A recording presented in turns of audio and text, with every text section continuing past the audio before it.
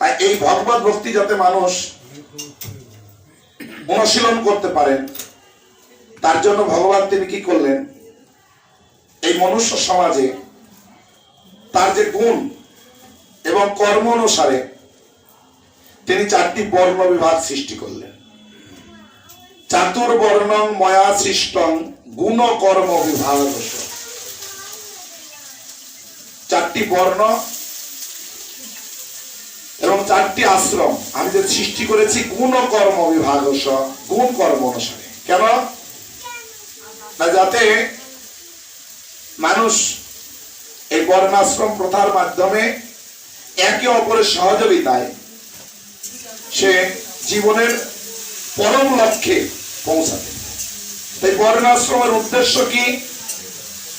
তাই ভাগবতমের প্রথম স্কন্ধের 2য় অধ্যায়ের 13 নম্বর শ্লোকে ভগবান সুত গোস্বামী তিনি বর্ণাশ্রমের উদ্দেশ্য ব্যাখ্যা করলেন।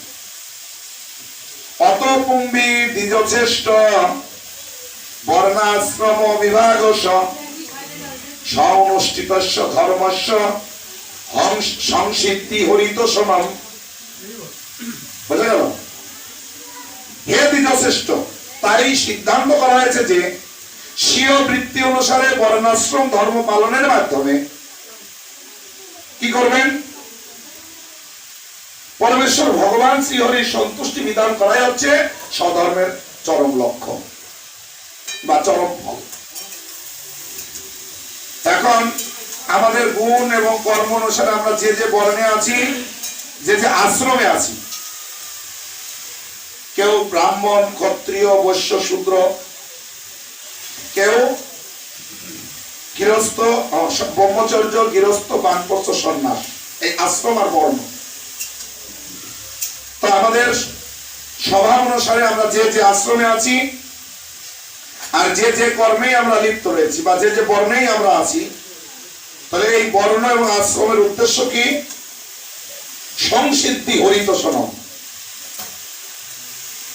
পরমেশ্বর ভগবানকে সন্তুষ্টি বিধান করা। কেউ যদি মনে করেন আমি গৃহস্থ, আমার গৃহস্থ জীবনের ধর্ম হচ্ছে আমার সন্তানদেরকে ভালো করে লালন পালন করা, আমার ছেলে মেয়ে বা পুত্র পরিবার, আত্মীয় স্বজন সবাইকে সুন্দরভাবে দেখাশোনা করে গৃহস্থ জীবনকে ঠিক ঠিক পালন করা, আপনি ঠিক ঠিক করছেন। কেউ ব্রহ্মচারী, সে জ্ঞান অনুশীলন, গুরুদেবের নির্দেশে সে গুরুদেবের জন্য ভিক্ষাবৃত্তি, অনুশীলন, এগুলো সব ঠিক ঠিক করছেন। কেউ বানপ্রস্থ, তিনি গৃহ ত্যাগ করে বনে গিয়ে কঠোর তপস্যা করছেন।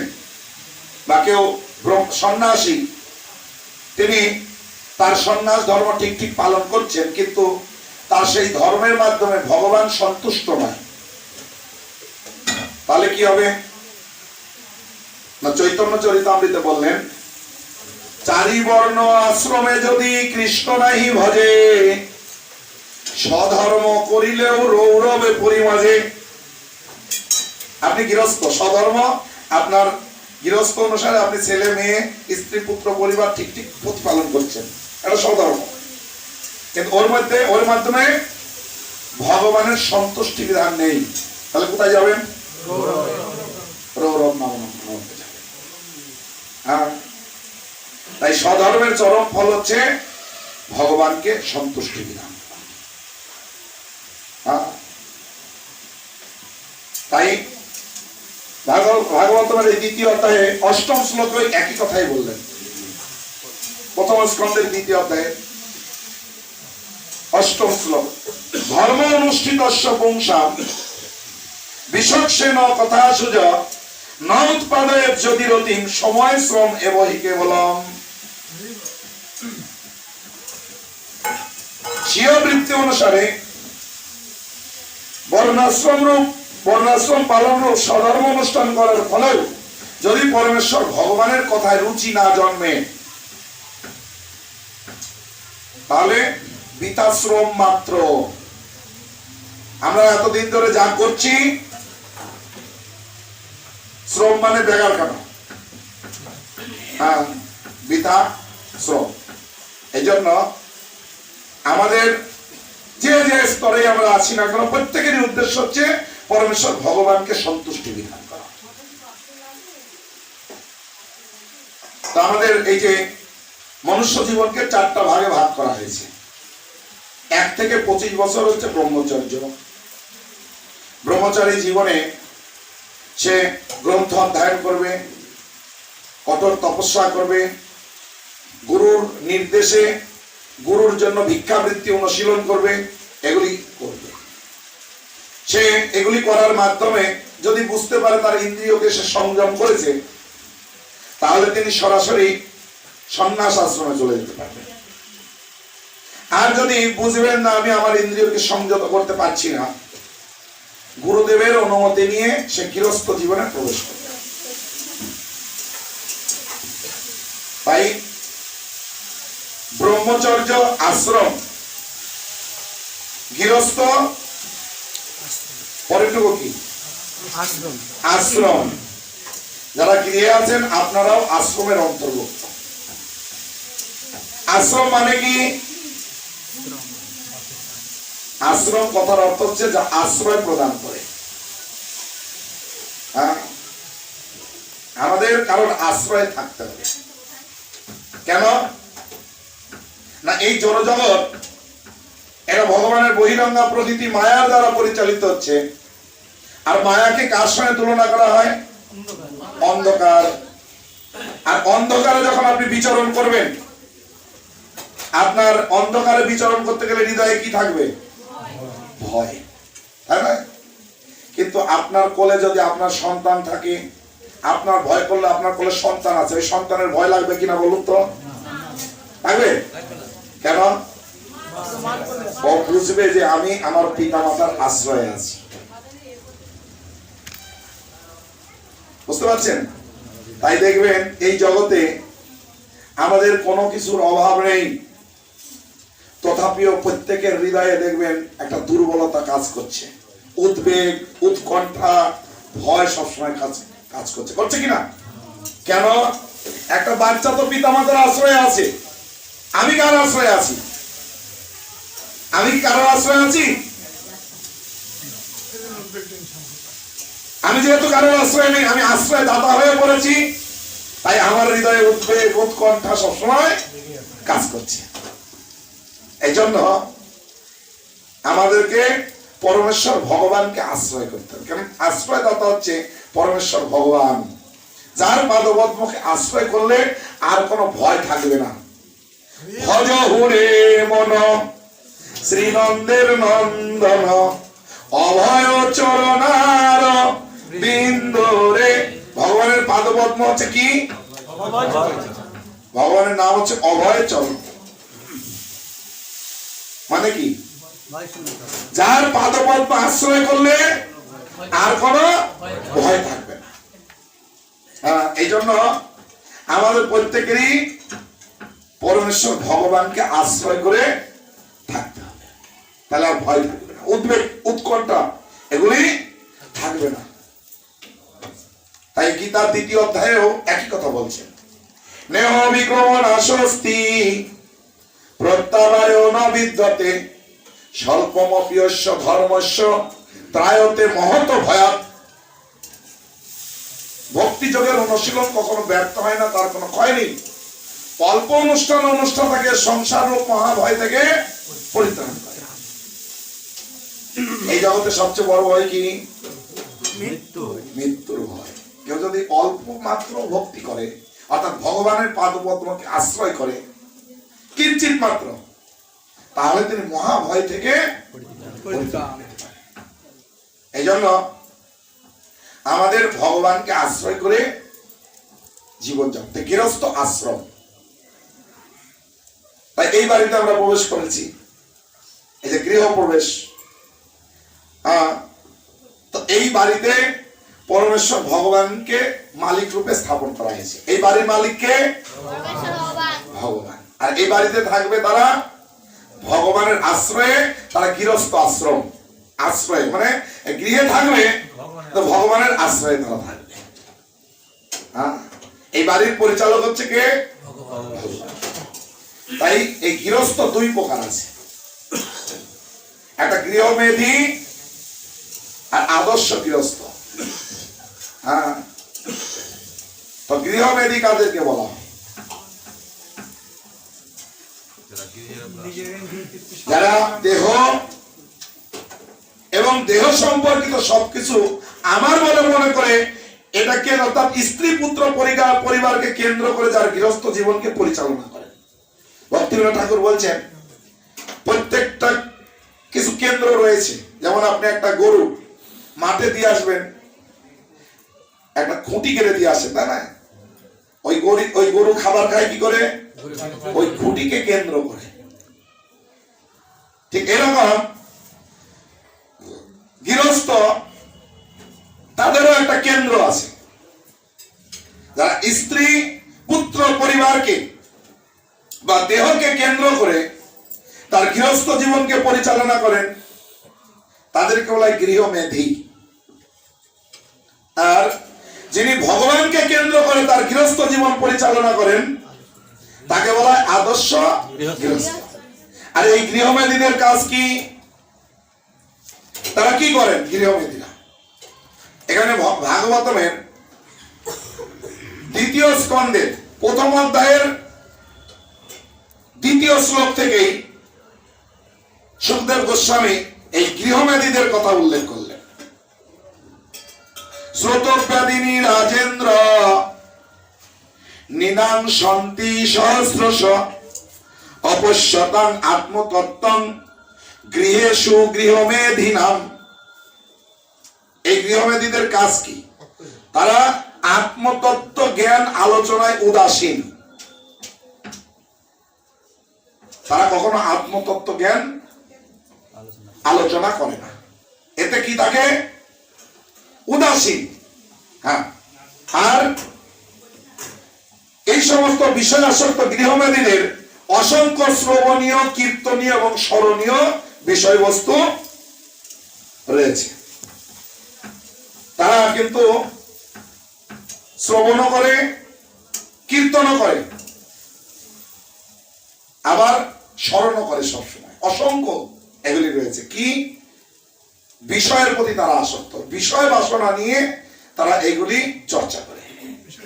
হ্যাঁ, তাহলে বিষয় নিয়ে যারা আলোচনা করবে, স্মরণ করবে, চিন্তা করবে, কীর্তন করবে গৃহ থেকেও, তারা কি গৃহমেধী। হ্যাঁ, তাহলে আদর্শ গৃহস্থ তাহলে কি হবে? তার আত্মতত্ত্ব আলোচনায় আগ্রহী হবে এবং তারা ভগবানকে স্মরণ করবে, ভগবানের বিষয় নিয়ে কীর্তন করবে, ভগবানের কথা শ্রবণ করবে। তারপরে শ্লোকে বলছেন নিদ্রায়া নিয়তে রত্তং ব্যব্যায়েন চবাবয়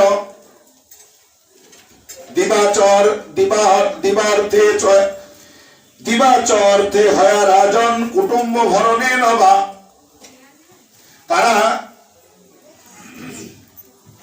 এই প্রকার মাৎসর্যপরায়ণ ব্যক্তিরা, তাদেরকে বলে মাৎসর্যপরায়ণ। হ্যাঁ, মাৎসর্য মানে কি? অন্যের সুখে কষ্ট করে। হ্যাঁ, এই গৃহমেধীরা কিন্তু সবসময় মাৎসর্য করে। তাহলে অন্যের উন্নতিতে যদি কেউ মানে মনে মনে কষ্ট পায়, তাহলে এটাই হচ্ছে মাৎসর্য। এটা কারা করবে? আর আদর্শ গৃহস্থরা কি করবে? তাহলে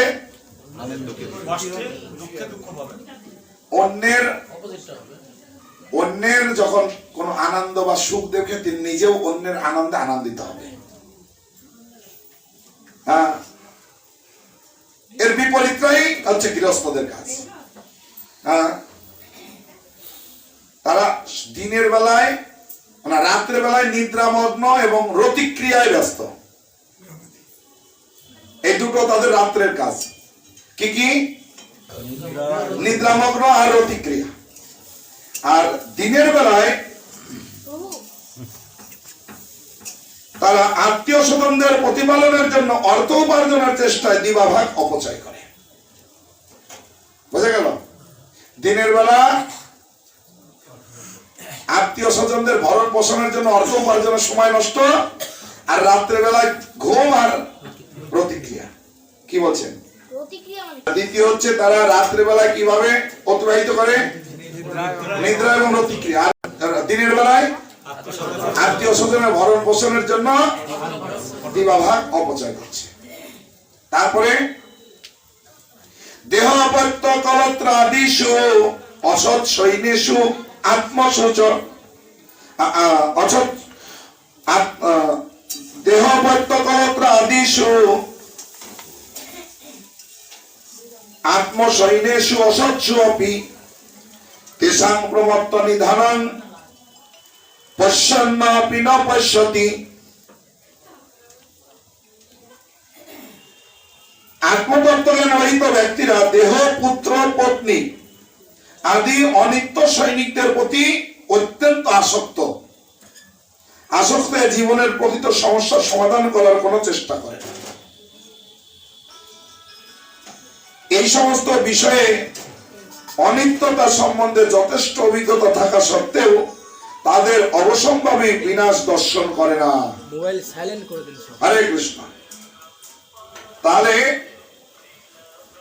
এই আত্মতত্ত্ব জ্ঞান আলোচনায় উদাসীন এই সমস্ত গৃহমেদীরা দেহ, পুত্র, পত্নী এই অনিত্য সৈনিকদের প্রতি তারা আসক্ত হয়ে জীবনের প্রকৃত সমস্যার সমাধান করে না। তাদের এই দেহ, পুত্র, পত্নী এদেরকে কার সঙ্গে তুলনা করেছেন? সৈনিক। এই জড়জগৎটা হচ্ছে যুদ্ধক্ষেত্র। জীব মন সহ 6টা ইন্দ্রিয় দিয়ে কঠোর সংগ্রাম করছে, তাই না? আর এই সংগ্রামের সৈনিক কারা? দেহ, পুত্র, পত্নী, এরা হচ্ছে সৈনিক। হ্যাঁ, আর এই সৈনিক হচ্ছে অনিত্য সৈনিক, যা আপনাকে রক্ষা করতে পারবে না। পারবে না। তাই আমরা দেখতে পাই দ্রৌপদী যখন বস্ত্রহরণ হচ্ছিল, দ্রৌপদীর ওই লজ্জা নিবারণের জন্য প্রথমে ও কার প্রতি ভরসা করেছিলেন? স্বামীদের প্রতি। দ্রৌপদীর কয়টা স্বামী ছিল? আর এক একজন মহারথী। আর এই জগতে যে স্বামী ধমক দিলেই পেছাব করে উঠবে, স্বামী তো নয়, আসামি। হ্যাঁ, তো দেখুন দ্রৌপদীর 5 স্বামীর প্রতি ভরসা করেছিলেন, তারা এক একজন মহারথী, কিন্তু দ্রৌপদীর এই বিপদ থেকে তারা রক্ষা করতে পারলেন। তারপরে ভরসা কার উপর করেছিলেন? আত্মীয় স্বজনের প্রতি। ভীষ্মদেব, তারপরে গোলাবাদ দিন, ধৃতরাষ্ট্র, তাদের উপরে ভরসা করেছিলেন। তারা কি তাকে সাহায্য করতে পেরেছিলেন? তারপরে কার প্রতি ভরসা করেছিলেন? এরা আমাকে না, আমি নিজেই নিজেকে রক্ষা করব। দেহ, তাও তিনি নিজেকে রক্ষা করতে পারেন। তারপরে ভগবানের শরণাগত হন না, না ভগবানের শরণাগত হয়েছিলেন, কিন্তু এক হাত দিয়ে মুখ ধরে রেখেছিলেন। অনেক সময় দেখা যায় আমরাও কিন্তু ভগবানের শরণাগত হই, কিন্তু কায়দাটা হাতের মুঠের মধ্যে, থাকি না? সব ভগবানের প্রভু, আমার কিচ্ছু নাই, ঠিক কিনা? কিন্তু কায়দাটা হাতের মুঠের মধ্যে। যখন পূর্ণরূপে ভগবানের শরণাগত হলেন, ভগবান তাকে লজ্জা নিবারণ করলেন। আমরা দেখতে পাই গজেন্দ্র মক্খলের হাতে। গজেন্দ্র হাতি, তিনি পূর্ব জীবনে ছিলেন ইন্দ্রদম্ন রাজা। এই পুরীর ইন্দ্রদম্ন না, আর একটা ইন্দ্রদম্ন রাজা। আর তিনি শাস্ত্র অনুসারে 50 ঊর্ধ্বং ব্রণং ব্রজের, 50 ঊর্ধ্বে গৃহ ত্যাগ করে বনে গিয়ে ভগবত আরাধনা বানপ্রস্থ গ্রহণ করেছিলেন। তিনি ভগবত আরাধনায় ধ্যানমগ্ন ছিলেন। তো পাশ দিয়ে শিষ্য সামন্ত নিয়ে অগস্ত্য মুনি যাচ্ছিলেন। তো ভগবত আরাধনা করতে গেলে আগে ভগবানের ভক্তদের সম্মান প্রদান করতে হয়। যে ভগবানের ভক্তদের সম্মান প্রদান করতে পারে না, সে ভগবত আরাধনার উপযুক্ত ব্যক্তি নয়, ভগবান তার প্রতি সন্তুষ্ট নয়। ভগবান নিজে বলছেন যে আমার পূজা করে, আমার ভক্তের পূজা করে না, সে আমার ভক্ত নয়। যে আমার ভক্তের পূজা করে, সে আমার প্রকৃত ভক্ত। এই জন্য ভগবত আরাধনায় খুব গুরুত্বপূর্ণ বিষয় হচ্ছে এই,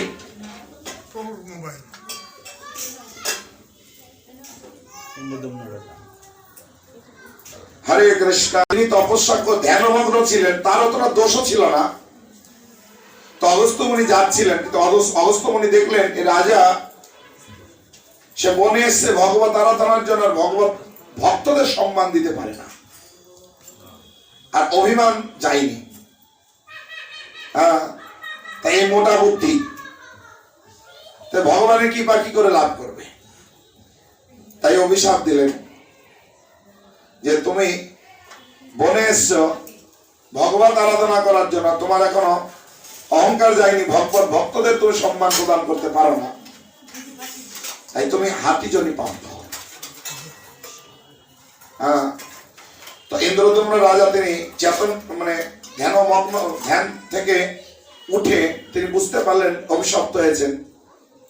তখন অগস্ত্য ঋষির চরণে গিয়ে ক্ষমা প্রার্থনা করলেন, সবিস্তারে খুলে বললেন যে দেখুন ঋষিবর, আমি ধ্যানমগ্ন ছিলাম, আমি বুঝতে পারিনি, আপনি আমাকে ক্ষমা করুন। তখন অগস্ত্য ঋষি বললেন, আমি যে অভিশাপ দিয়েছি তোমাকে প্রাপ্ত হতেই হবে, তবে আমি আশীর্বাদ দিচ্ছি, তুমি যে হাতিজনি প্রাপ্ত হবে, এই হাতিজনিতে তুমি বিশাল বিপদে পড়বে। আর বিপদে যখন তুমি সেই বিপদ থেকে কোনো মতেই রক্ষা পাবে না, তখন তোমার ভগবানের কথা স্মরণ আসবে, তখন তুমি ভগবানের শরণাগত হলে ভগবান তোমাকে সেই বিপদ থেকে রক্ষা করবে। আর আরেকদিকে হুহু নামে গন্ধর্ব, তিনি অপ্সরাদের নিয়ে মন্দাকিনীতে জলক্রিয়া করছিলেন, ডুব দিয়ে দিয়ে কুমির খেলছিলেন। আর ওখানে দেবল ঋষি গায়ত্রী মন্ত্র জপ করছিল। তো ওই অপ্সরাদের ধরতে গিয়ে ভুলে দেবল ঋষির পা ধরে টানছে, ওর গায়ত্রী ভঙ্গ হয়ে গেছে। তখন দেখছে এই হুহু নামে গন্ধর্ব। তখন দেবল ঋষি প্রধান দেব বললেন, এই ঋষিদের তুমি অবমাননা করছো, আর তোমার এই কুমির হওয়ার শখ, এই কুমিরের মতো তুমি খালি পা ধরে টানছ, তো তোমাকে অভিশাপ দিচ্ছি, তুমি কুমিরজনি প্রাপ্ত হও। তো তখন তিনি ঋষিবরের কাছে ক্ষমা প্রার্থনা করলে ঋষি বললেন, আমি যে অভিশাপ দিয়েছি তোমাকে প্রাপ্ত হতেই হবে, তো তোমাকে আশীর্বাদ দিচ্ছি, ভগবান তার সুদর্শন চক্র দিয়ে তোমাকে এই কুমির জনি থেকে মুক্ত করবেন। তো সেই কুমির জনি প্রাপ্ত হয়ে তিনি নন্দন কাননের উপত্যকায় সরোবর ছিল, সেই সরোবরে গিয়ে জন্মগ্রহণ করলেন। আর সেই নন্দন কাননের সেই বাগানে এই হাতি গিয়ে মানে ইন্দ্রদম্ন রাজা তিনি হাতিজনি প্রাপ্ত হয়ে সেখানে বিচরণ করতে লাগলেন। আর ওই হাতি ওই নন্দন কাননের একছত্র সম্রাট, সেখানে স্ত্রী পুত্র পরিবার নিয়ে তিনি বিচরণ করছেন। মাঝে মাঝে ওই সরোবরে গিয়ে তিনি জল খেলি করতেন, এদিক থেকে সেদিক, সেদিক থেকে ওদিক, এরকম জলের মধ্যে ঘোরাঘুরি করতেন। আর এই জলের সমস্ত জীবদের জীবন ধারণ করতে খুব অসুবিধা হতো। এই কুমির একদিন এই হাতিকে ধরেছে, তার পা কামড়িয়ে ধরেছে। আর এই কুমির এমন ভাবে ধরেছে, হাতি ওই কুমিরের হাত থেকে আর কোনোভাবেই তিনি রেহাই পাচ্ছেন না। কারণ জলে কুমিরের শক্তি, আর ডাঙায়, আর কুমির যদি জলে পড়ে যায় আর কোন সে শক্তি। হাতি যদি জলে পড়ে যায় আসে শক্তি। তাই এখানে 10,000 বছর ধরে কুমির আর হাতির মধ্যে যুদ্ধ চলছিল, 10,000 বছর। হাতি তো খেতে পাচ্ছে না, আর কুমির সে ওই হাতিকে কামড় দিয়ে রেখেছে না, ওইখান থেকে রক্ত চুষছে আর খাচ্ছে আর শক্তি পাচ্ছে, যুদ্ধ করছে। তো কুমির যখন নিজে নিজে প্রচেষ্টা করে সেই হাতি যখন নিজে নিজে প্রচেষ্টা করে কুমিরের হাত থেকে রক্ষা পেলেন না, তখন তিনি তার স্ত্রীর সাহায্য গ্রহণ করলেন। স্ত্রী এসে তার সুর দিয়ে পেছনের পা ধরে টানতে লাগলেন, কিন্তু তাও পারলেন না। তখন তিনি চিন্তা করলেন আমার ছেলে মেয়েরা আমাকে রক্ষা করবে। তখন ছেলে মেয়েরা আবার ওর পেছনের পা ধরে টানতে লাগলেন, একে অপরের পা ধরে, কিন্তু কোনোভাবেই কুমিরের হাত থেকে এই হাতি রক্ষা পেলেন না। হ্যাঁ, ঠিক এইরকম এই জড়জগৎটা হচ্ছে সমুদ্র, আর আমরা প্রত্যেকটা জীব সমুদ্রে পড়ে গেছি। হ্যাঁ, আর আমাদের কুমির আক্রমণ করেছে, হাঙর কুমির, আর এখান থেকে আমরা রক্ষা পাওয়ার জন্য এই অনিত্য সৈনিক তাদের শরণাগত হয়েছে সবাই। হ্যাঁ, তাই কেউ এখান থেকে আমাদেরকে রক্ষা করতে পারবে না। তখন অগস্ত্য ঋষির প্রার্থনায় আশীর্বাদে হাতি যখন কোনোভাবেই তার বিপদ থেকে তিনি মুক্ত হতে পারছেন না, তখন শেষ মুহূর্তে গিয়ে তার ভগবানের স্মরণ আসলো। তখন ওই সরোবরে 1000 দল বিশিষ্ট পদ্ম ফুল ছিল। তখন তিনি ভগবানকে স্মরণ করে সেই সুর দিয়ে পদ্ম ফুল তুলে ভগবানকে অর্পণ করলেন। সঙ্গে সঙ্গে ভগবান বৈকুণ্ঠ থেকে তার বাহনে চড়ে দ্রুত বেগে, এত দ্রুত বেগে ভগবান এখানে এসে উপস্থিত হয়েছিলেন যা তার উত্তরীয় গা থেকে খুলে চলে গিয়েছিল।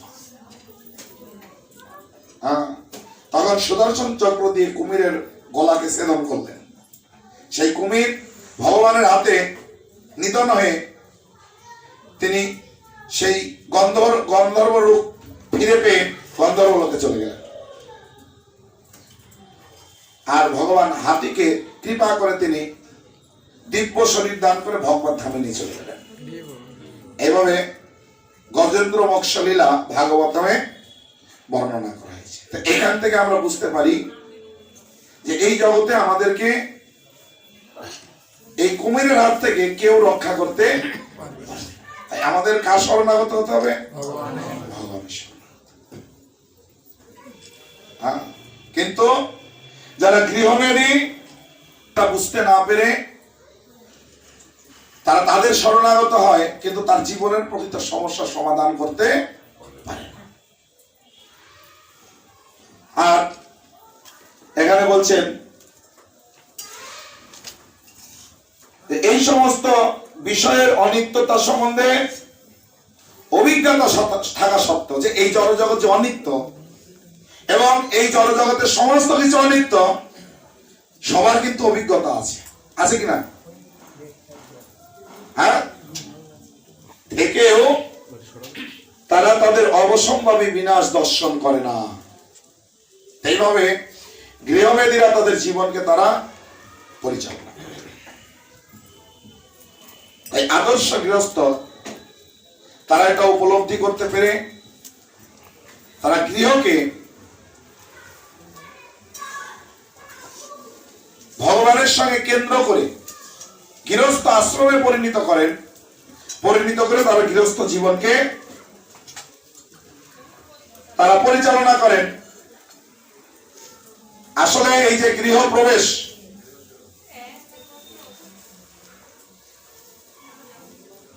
জীব এই জগতে এরকম অনেক গৃহ লাভ করেন। আমাদের দেহটাকেও গৃহ বলা হয়। আমরা এরকম 84 লক্ষ প্রকার দেহ পাই, এবং এই যে ইট কাঠ পাথর দিয়ে তৈরি করেছে গৃহ।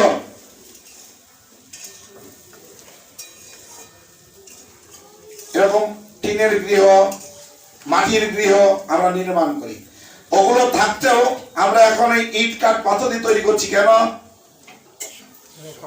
না, আমরা একটা পার্মানেন্ট গৃহ চাই। দেখবেন মানুষের ইট কাঠ পাথর দিয়ে গৃহ তৈরি করে কেন? যে আমি একটা পার্মানেন্ট, একটা স্থায়ী ব্যবস্থা করব। আসলে এই জগৎ স্থায়ী ব্যবস্থা নেই, এই জগৎ হচ্ছে অনিত্য। হ্যাঁ, আমরা যে কোনো গৃহই তৈরি করি না কেন, সেই সমস্ত গৃহ হচ্ছে অনিত্য। এই জন্য আমাদের প্রকৃত গৃহ হচ্ছে ভগবত ধাম। হরে কৃষ্ণ কৃষ্ণ কৃষ্ণ হরে হরে, হরে রাম রাম রাম হরে হরে, হরে কৃষ্ণ কৃষ্ণ। ওখানে যদি আমরা প্রবেশ করতে পারবো, সেই গৃহ আর পরিবর্তন করতে, এই জগতে যত গৃহই আপনি যত পার্মানেন্ট বানান, বারবার আপনাকে পরিবর্তন করতে হবে। সেই জন্য ভগবান এই মনুষ্য জীবন দিয়েছেন। এই মনুষ্য জীবনে আমরা যে যে স্তরে থাকি না কেন, সেই স্তরে থেকেই আমরা যেন ভগবত ভক্তি অনুশীলন করে ভগবানের সঙ্গে আমাদের নিত্য সম্বন্ধ স্থাপন করতে পারি। এটাই মনুষ্য জীবনের প্রকৃত উদ্দেশ্য। এই যে ভগবত ভক্তি অনুশীলন করছি কেন? এই ভগবত ভক্তি অনুশীলন করছি, এটা ভগবত ধামে ফিরে যাওয়ার জন্য। ভগবত ধামের যে স্বভাব আমরা প্রথমেই আলোচনা করেছি, এই জগতে মানুষ কিভাবে স্বভাব লাভ করে, কারো মনে আছে? যেরকম যার মধ্যে গুণ থাকবে সেই গুণ অনুসারে স্বভাব হবে। তো এই জগতের স্বভাবটা আর ভগবত ধামের স্বভাবটা কেমন জানেন? বিপরীত। এই জগতে যা যা স্বভাব আছে আমাদের, ভগবত ধামের স্বভাব কিন্তু বিপরীত। এই ভগবত ভক্তি অনুশীলন করে আমাদের ভগবত ধামের স্বভাবকে জাগরণ করতে হবে। হ্যাঁ,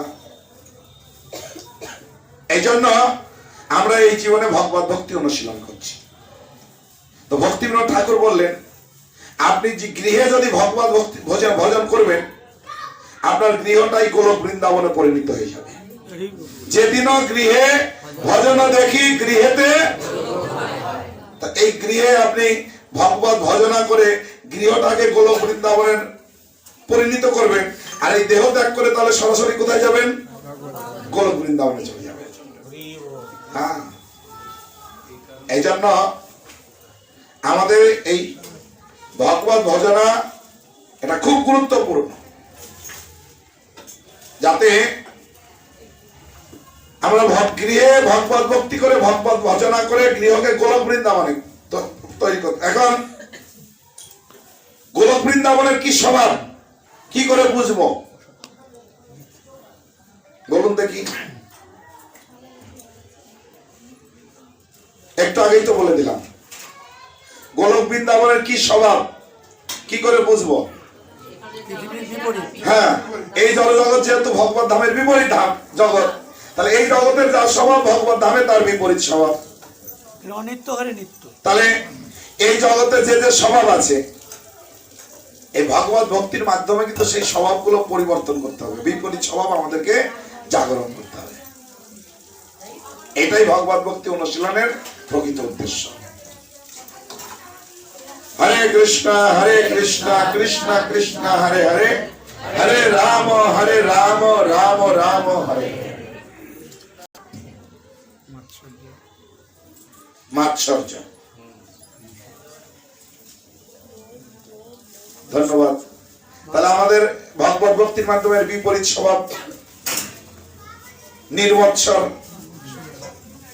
কেননা ভগবান ভগবত গীতায় যখন অর্জুনকে জ্ঞান দিচ্ছেন, নবম অধ্যায়ে রাজগুজ্জ যোগে ভগবান স্পষ্ট বলছেন, হে অর্জুন, তোমাকে এই ভগবত তত্ত্ব পরম গোপনীয় জ্ঞান আমি তোমাকে দান করছি। কেন? নির্মৎসর বলে। তাহলে ভগবত তত্ত্ব জ্ঞান কিন্তু নির্মৎসর না হলে লাভ করা তাই ভাগবতের দ্বিতীয় শ্লোকেও একই কথা বলা হয়েছে, ধর্ম পজ্জিত কৈতবত্র পরম নির্মৎসরানাং শতান। এই ভগবত তত্ত্ব কেউ উপলব্ধি করতে পারে? নির্মৎসর ব্যক্তিরাই এটা উপলব্ধি করতে পারবে। হ্যাঁ, এই জগতে প্রতিযোগিতা চলছে। আমি আমার প্রতিবেশী বা এই আপনারা কথা বলেন কেন, পয়েন্ট বার করুন দেখি। এই জগতে আর কি কি স্বভাব আছে বলো? ওখানকার কথা গীত গানের না না, এই জগতের স্বভাব, আমাদের এই জগতের স্বভাব কি কি আছে? আমরা সবার যে ছোট হতে চাই না বড় হতে চাই? বড়। কে কাটছে বড়? তাহলে ভগবত ধামে যেতে গেলে ছোট। কে কাজ ছোট হবো? এরকম অনেক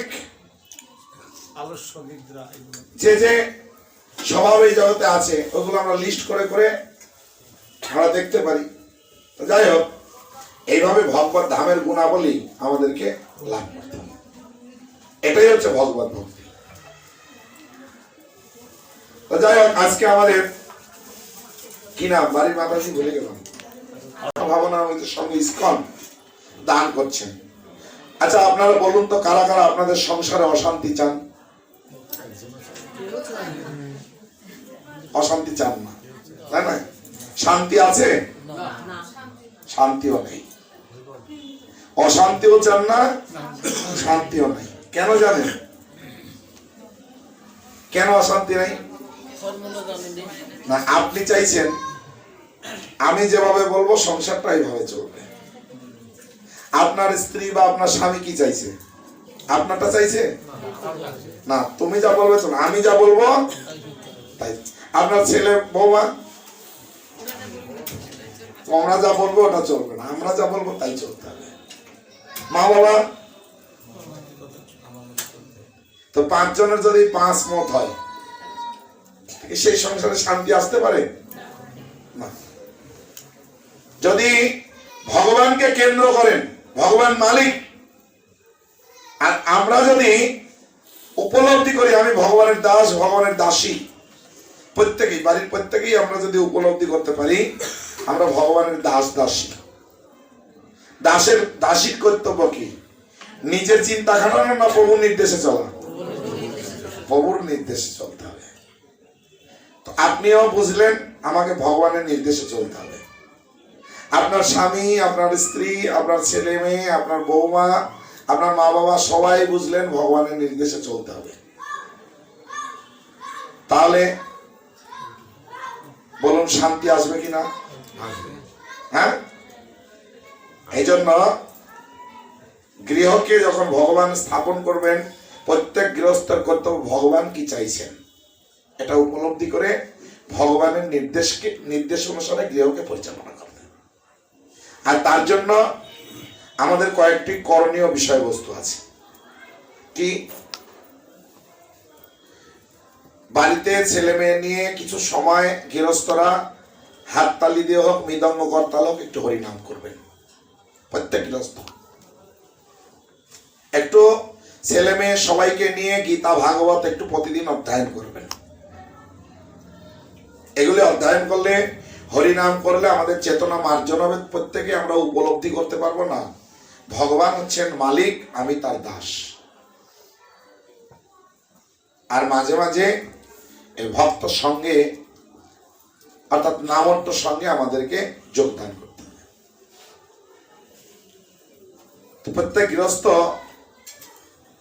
এইটা, আমাদের যারা দীক্ষিত ভক্ত আমার মনে হয় দেখা যায় তারাও এরকম ছেলে মেয়ে এক জায়গায় বসিয়ে নিয়ে মনে হয় একটু হরিনাম, একটু গীতা ভাগবত কেউ পড়ে না। অনেকে আছেন পড়েন, কিন্তু সবাই কিন্তু করে না। করে কি? অন্তত যারা দীক্ষিত ভক্ত আছেন, অনুরোধ আমার কাছে, আপনাদের কাছে, আপনার ছেলে মেয়েকে নিয়ে বিভিন্ন টেকনিক, বিভিন্ন পদ্ধতি রয়েছে, একটু ভালোবাসলেন, বাবা একটু এই শ্লোকটা পড়ে একটু আমাকে শোনাও তো, আদর করে বাবা বলে একটু ই করে ভালোবেসে, ও চেয়ারে বসে আছে, তুমি চেয়ারে ধরে দিলেন, আপনি পাশে বসলেন, মানে উদ্দেশ্য আপনার শোনা না, ওকে একটু পড়ানো, বাবা একটু আসো, একটু হাততালি দাও, একটু তো 2 বার একটু একটু হরিনাম করো। এরকম যত্ন নিতে হবে প্রত্যেক গৃহস্থকে। আর গৃহস্থ জীবনে প্রত্যেক গৃহস্থ এটাই স্বপ্ন দেখবেন যে আমার সন্তানকে আমি কি করে ভালো ভক্ত তৈরি করব। হ্যাঁ, কেননা আমরা দেখতে পাচ্ছি, এখানেও বর্ণনা করে আমরা শ্রবণ করলাম ভাগবতের মাধ্যমে, এই অনিত্য সম্পদ, এই অনিত্য সম্পদে কেউ কাউকে রক্ষা করতে পারবে না, এবং এই অনিত্য সম্পদে কেউ কোনোদিন সুখী হতে পারবে না। আমরা ভক্তরাও, আমরা বাইরের কথা বলছি না, আমি দেখেছি, আমি তো আসছি, ভক্তরাও তারা প্রথম জীবনে যা তাদের জাগতিক ঐশ্বর্য ছিল, এখন ভগবানের কৃপায় তারা অনেক জাগতিক সম্পদ বৃদ্ধি করেছেন, কিন্তু দেখছি সেই সম্পদ নিয়ে ভক্তি জীবন করছেন, কিন্তু ভক্তরাও যেহেতু ওই জাগতিক জিনিসের প্রতি তাদের বাড়ি, কিন্তু ওই জিনিসে সে সুখী হতে পারছেন না। এটা আমাদের মূল্যায়ন করতে হবে। সেই জন্য একটা জিনিসকে উপলব্ধি করতে হবে, ভগবত গীতায় মানে ভাগবতমে ভগবান শব্দে মানে ভগবান কপিল দেব তার মাতা দেবতীকে বললেন, এই জগতে জীব জন্মগ্রহণ করেন কর্ম না দৈব নেত্রে ন, কর্ম তার পূর্বকৃত কর্মের ফল অনুসারে, আর দৈব নেত্র মানে ভগবানের কৃপা, এই দুটো সমন্বয় করে সে জন্তুর দেহ উপপত্তায় একটা দেহ লাভ করেন। আর এই কর্ম ফল অনুসারে কারো যদি জগতিক কোন ঐশ্বর্য তার থাকে,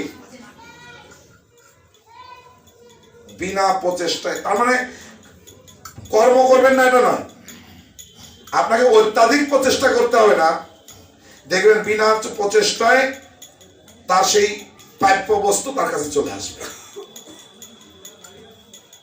আর আপনি আপনার যেটা কর্মে নেই, জোর করেও যদি আপনি নিয়ে আসবেন, সেটা আপনি জীবনে উপভোগ করতে পারবেন না, বরং ওই সম্পদের দ্বারা আপনার ক্ষতি হবে। এটা আমাদের ভক্তদেরকে উপলব্ধি করতে হবে। হ্যাঁ, সেই জন্য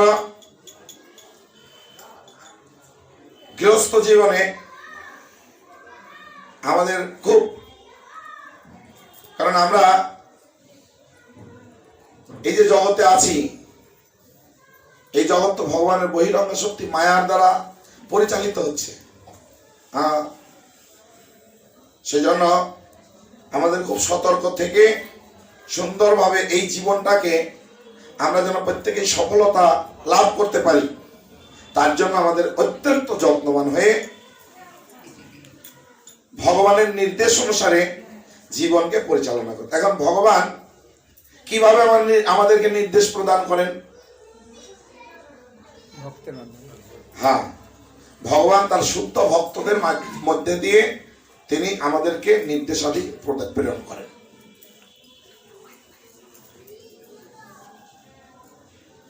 তাই এরকম ভগবানের শুদ্ধ ভক্তদের তত্ত্বাবধানে থেকে তাদের নির্দেশ অনুসারে আমাদের এই গৃহস্থ জীবনকে পরিচালনা করে আমরা যাতে এই দেহ ত্যাগ করে ভগবত ধামে ফিরে যেতে পারি। তাই ভাগবতমের এই 2য় স্কন্ধের 1ম অধ্যায়ের 6ষ্ঠ শ্লোকে সুখদেব গোস্বামী বললেন, এতাবান সংখ্যে যোগভ্যাং স্বধর্ম পরিনিষ্ঠয়া জন্ম লাভ পরপুংসাম অন্তে নারায়ণ স্মৃতি। অনিত্য দেহ চিন্ময় আত্মা, যে বিশ্লেষণাত্মক সাংখ্যযোগ, যোগ অনুশীলন, স্বধর্ম পরিনিষ্ঠা, বর্ণাশ্রম ধর্ম পালন রূপ যে যাই আমরা করছি না কেন, তার প্রকৃত লক্ষ্য হচ্ছে অন্তে নারায়ণ স্মৃতি, যাতে ভগবানকে স্মরণ করে আমরা দেহ ত্যাগ করতে পারি। আর ভগবানকে যদি আমরা স্মরণ করে দেহ ত্যাগ করতে পারি, কোথায় যেতে পারবো? ভগবত ধামে। এটাই হচ্ছে সমস্ত যোগ অভ্যাস, বর্ণাশ্রম ধর্ম এবং দেহ আত্মার যে বিশ্লেষণাত্মক সাংখ্য দর্শন, প্রত্যেকটা যোগেরই উদ্দেশ্য হচ্ছে ভগবত ধামে ফিরে যাওয়া। হরে কৃষ্ণ কৃষ্ণ কৃষ্ণ কৃষ্ণ হরে হরে, হরে